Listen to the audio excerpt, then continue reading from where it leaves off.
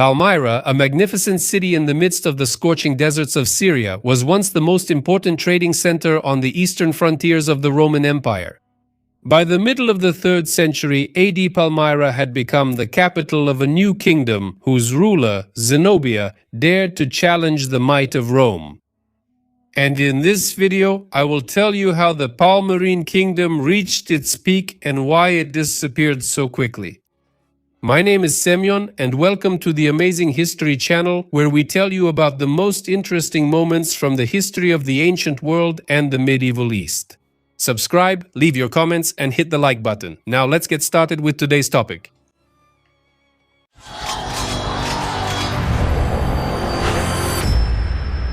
The 3rd century in the history of the Roman Empire was a period of serious political, economic, and military upheavals. Frequent changes of emperors, civil wars, and invasions by external enemies such as the Goths and Persians destabilized the empire. A key role in defending the eastern borders of Rome from the Sassanid Empire was played by the ruler of Palmyra, Odaenathus. In 2060, the Persians defeated the Romans at the Battle of Edessa, and Emperor Valerian was captured by the Sassanid Shahanshah Shapur I. Odaenathus seizes control of Syria and launches a victorious campaign against the Persians, reaching all the way to their capital, Ctesiphon.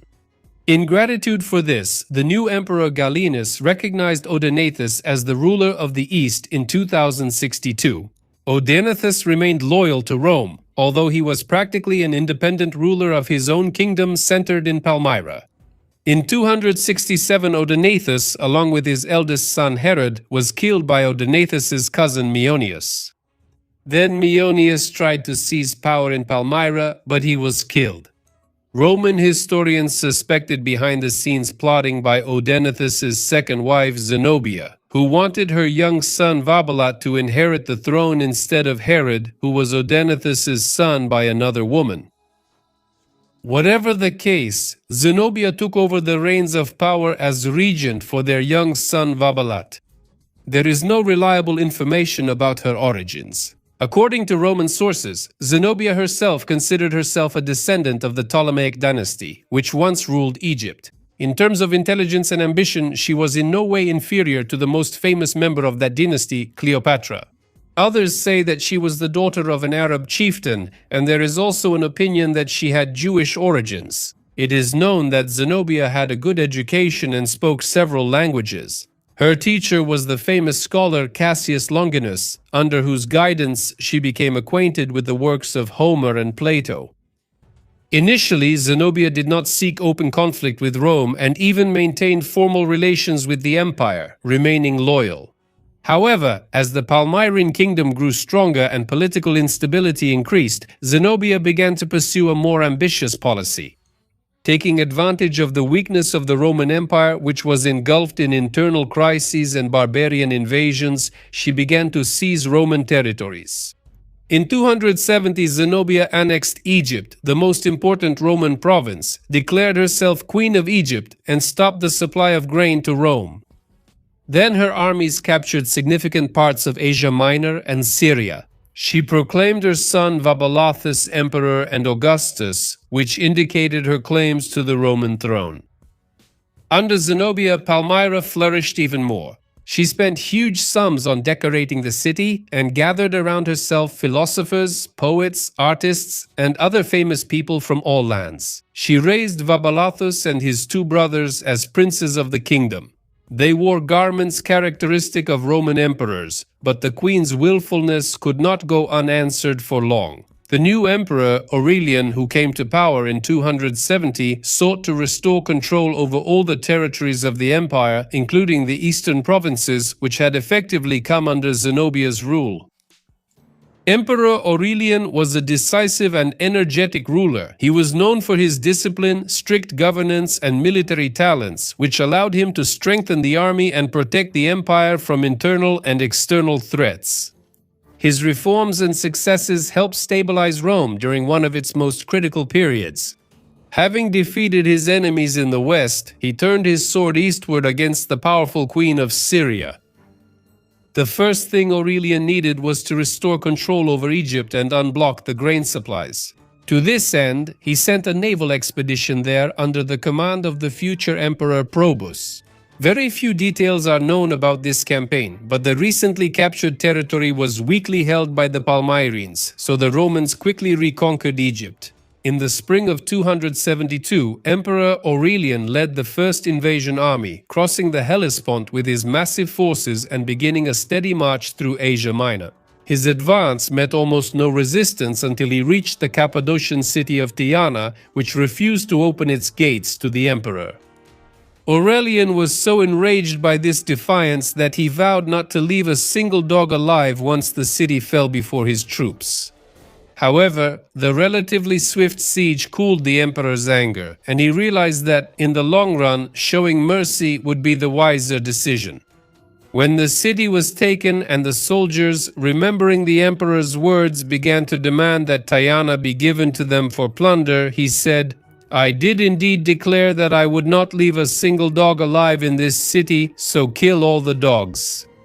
Such mercy turned out to be a wise strategy. After Tyana, not a single city in Asia Minor held out. He then passed through the Cilician gates into Syria. As he prepared to confront the Palmyrines on their own territory, rumors began to spread in the capital of Palmyra about the approach of the great army, and the queen prepared to meet it. Soon, envoys sent by Aurelian arrived in the city. They demanded submission and the restoration of the empire within the borders it had reached in previous centuries. Zenobia replied that all these lands were conquered by her husband and she had full rights to them.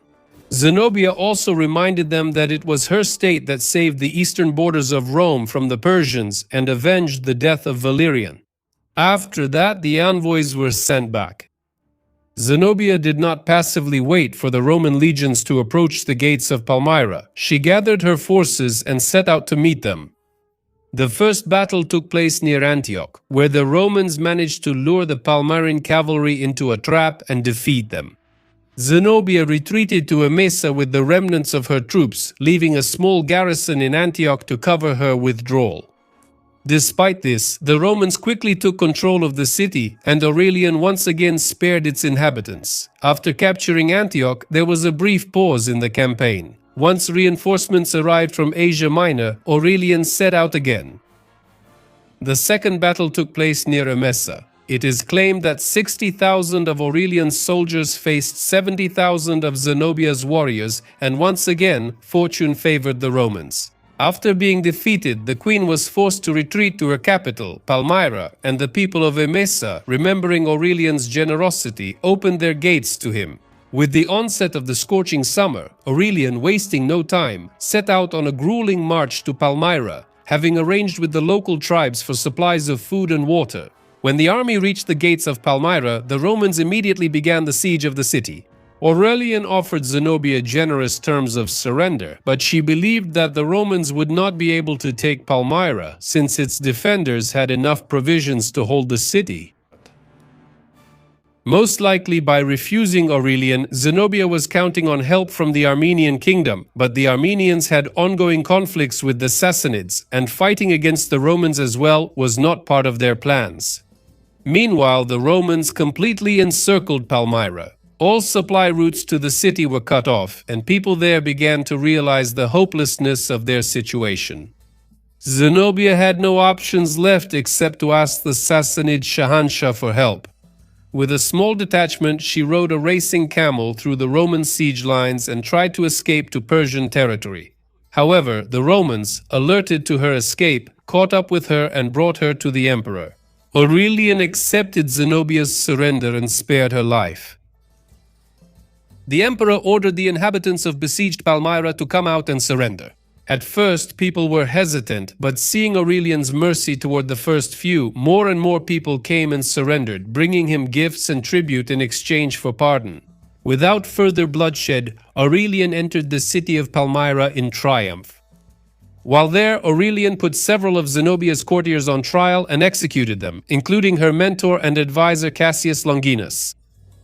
He also received an envoy from the Sassanid Empire, who brought him congratulations on his great victory. Their kingdom was torn apart by internal strife, and the Shahanshah could not risk a war with Rome. The most valuable prize for the emperor was Zenobia herself. She was spared, but subjected to a humiliating procession through the cities of Syria, chained to a camel. This is unknown. Also, rumors about her cowardice in the face of defeat were meant to destroy any lingering support for the queen. After the capture of Palmyra, Aurelian seized its rich treasures and left a Roman garrison there to maintain order.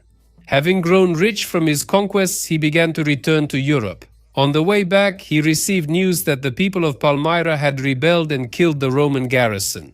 This forced Aurelian to turn back.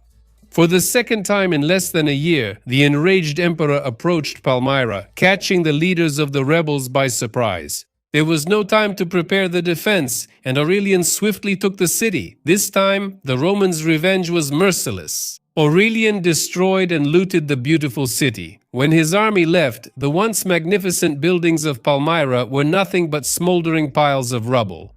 With the fall of Palmyra, the Palmyrene kingdom also faded into oblivion. The city never managed to recover from the events of those years, becoming just another insignificant provincial town on the Roman frontier.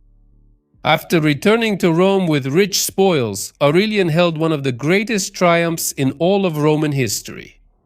A huge number of elephants, tigers, and other exotic animals from the conquered lands made for an extraordinary spectacle for the jubilant Roman crowds, who watched their procession and marveled at the 1,600 gladiators who followed behind them.